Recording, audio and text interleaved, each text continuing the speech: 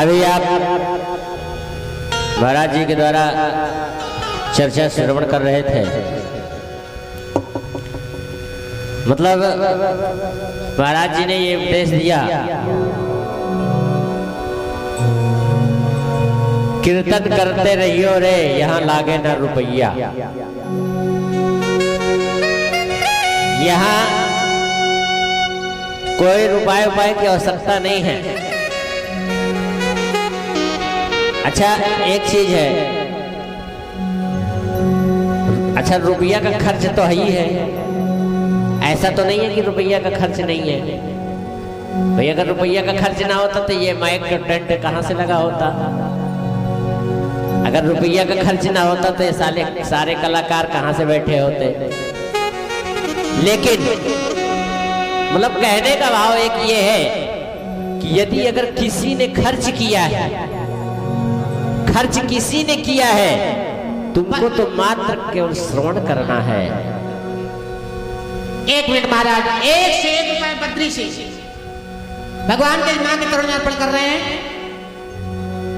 रामाश्रय से ज्ञान मुद्रा अर्पण कर रहे हैं। इनके जीवन में सदैव खुश रहने की कामना अपनी दुर्गा मैया से करते हैं। कहने का श्रेय ये है कि बिना रुपये के देखिए, आजकल कहते हैं तुलसी इस जगत में बड़े दो ही हैं, एक रुपया और एक भगवान। चाहे कहिए दान, क्योंकि दान से धर्म होता है और रुपया से सबका काम चलता है, अर्थ से सबका कार्य चलता है।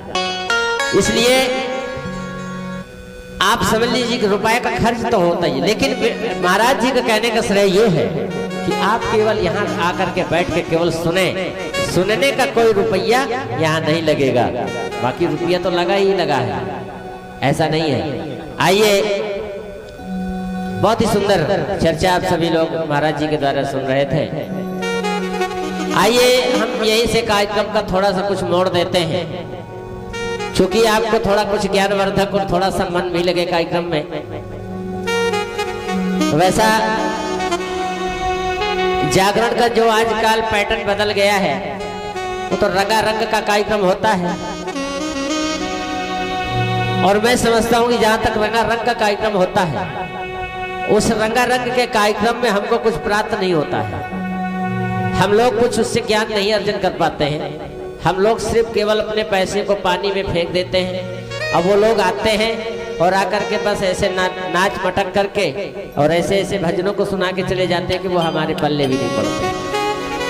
हम समझते हैं कि जागरण का मतलब क्या होता है। जागरण का मतलब ये होता है कि हम उस परमात्मा में अपने मन को लगाएं और उस परमात्मा की वचनों से,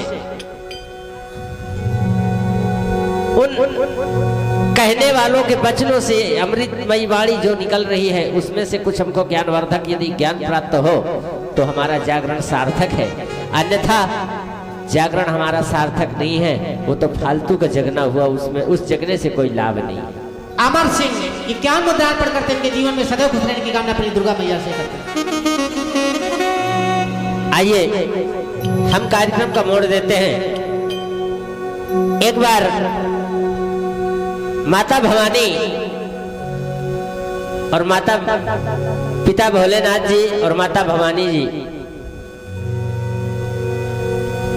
हिमाचल पर्वत पर बैठे हुए कुछ विचार कर रहे थे। भगवान भोलेनाथ ने कहा,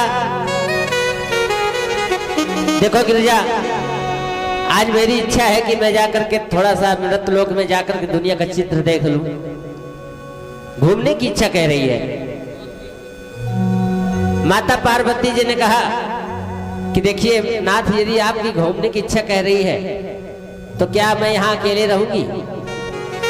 मुझे भी अपने साथ ले लो।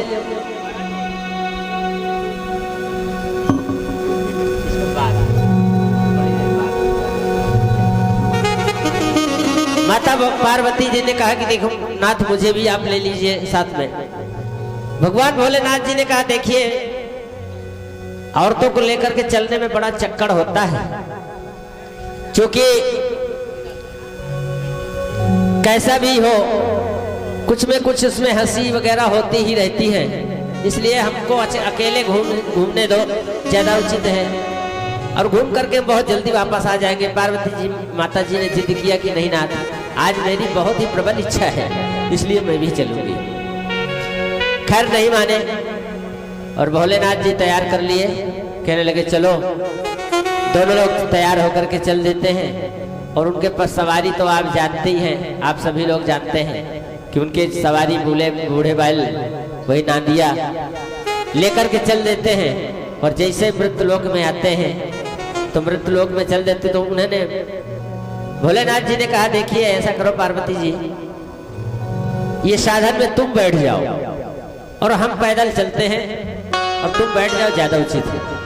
क्योंकि मृतलोक में महिलाओं को थोड़ा से कुछ ज्यादा वर्चस्व मतलब थोड़ा सा ज्यादा मतलब वो दिया जाता है, सम्मान दिया जाता है।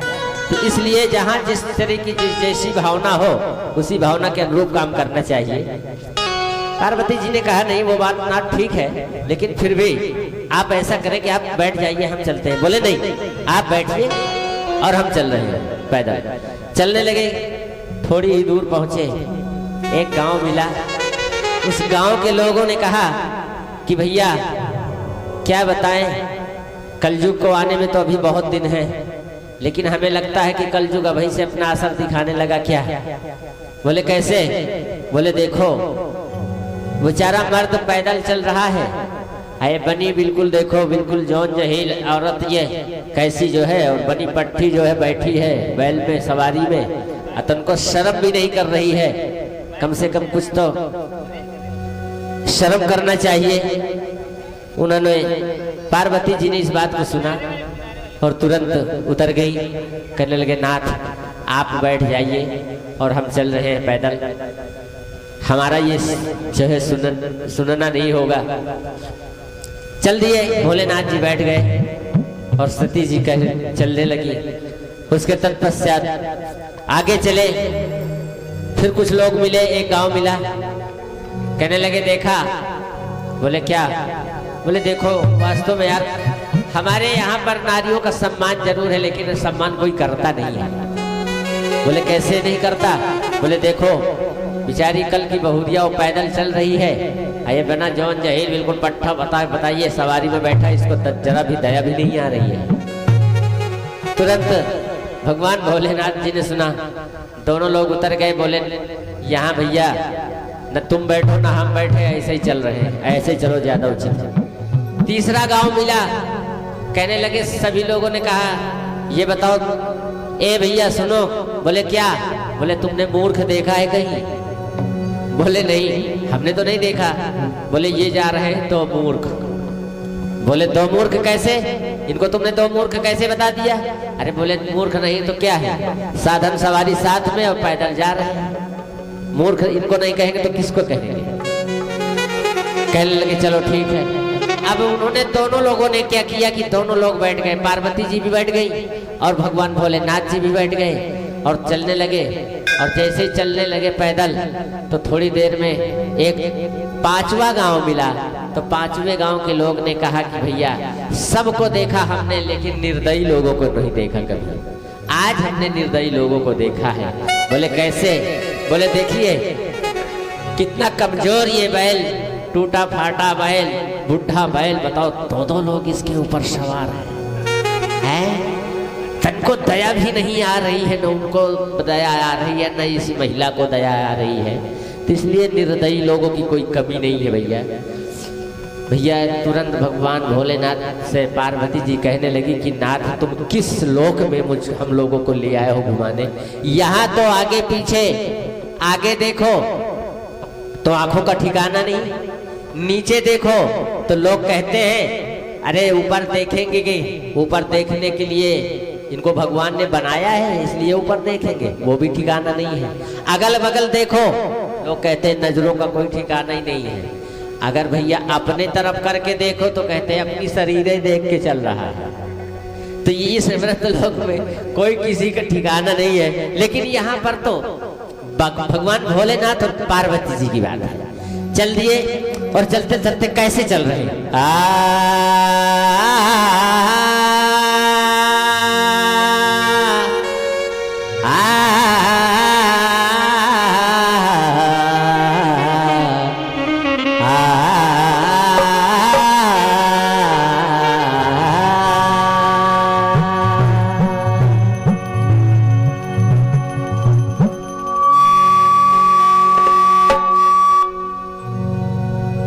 चल दिए भोलेनाथ जी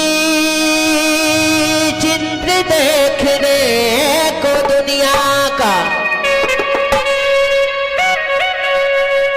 चल दिए भोलेनाथ जी चित्र देखने को दुनिया का, बेचिंत को देखते देखते खुद चित्र बन गए।